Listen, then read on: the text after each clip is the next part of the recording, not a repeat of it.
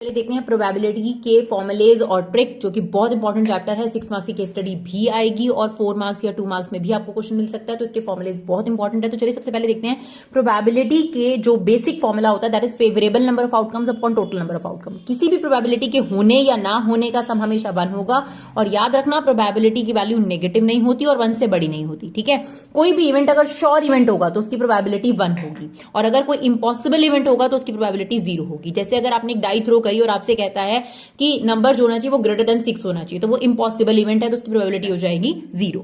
ए union B का formula भी बहुत यूज होता है, तो probability of A plus probability of B minus probability of A intersection B. अगर कभी भी प्रूव करने को आए कि दो इंडिपेंडेंट इवेंट है, तो याद रखिएगा कि उनका इंटरसेक्शन जो है वो probability of A into probability of B के इक्वल होगा। म्यूचुअली एक्सक्लूसिव इवेंट या डिसजॉइंट सेट क्या होते हैं, जिनके बीच में कुछ भी कॉमन नहीं होता, तो ऐसे इवेंट्स का जो इंटरसेक्शन प्रोबेबिलिटी होता है वो होता है 0। ये बहुत बार आ जाता है आपके पास probability of A not intersection B not.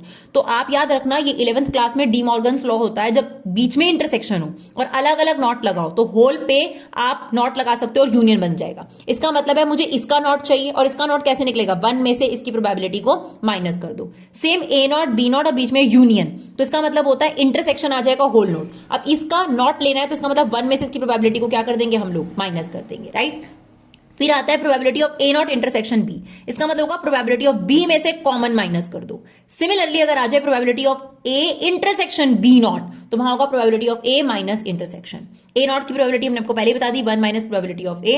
उसके बाद आपके पास कंडीशनल प्रोबेबिलिटी के फॉर्मूले याद रखना, probability of E upon F. तो ये क्या होता है, E intersection F upon probability of F. ये गिवन इवेंट होता है और इसकी प्रोबेबिलिटी आपको निकालनी होती है।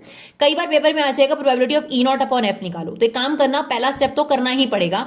तो 1 में से अगर आप इसकी प्रोबेबिलिटी माइनस कर दोगे जो आपने ए स्टेप में निकाला है, तो इसका आंसर आ जाएगा, राइट।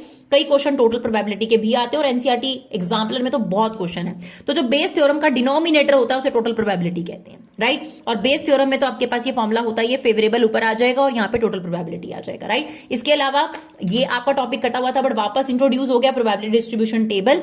तो इसमें आपने याद रखना है इन सभी प्रोबेबिलिटीज का जो सम होता है वो कितना होता है, 1।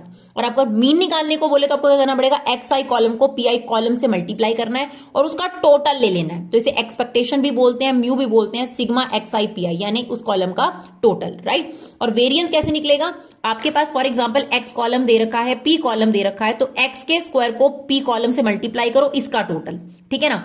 तो इसके टोटल को हम ये कहते हैं, ये आ गया आपके पास, माइनस जो आपने मीन निकाला है उसका होल स्क्वायर कर दीजिए, राइट। ये वेरिएंस आ गया। और स्टैंडर्ड डेविएशन क्या होता है, स्क्वायर रूट ऑफ वेरिएंस।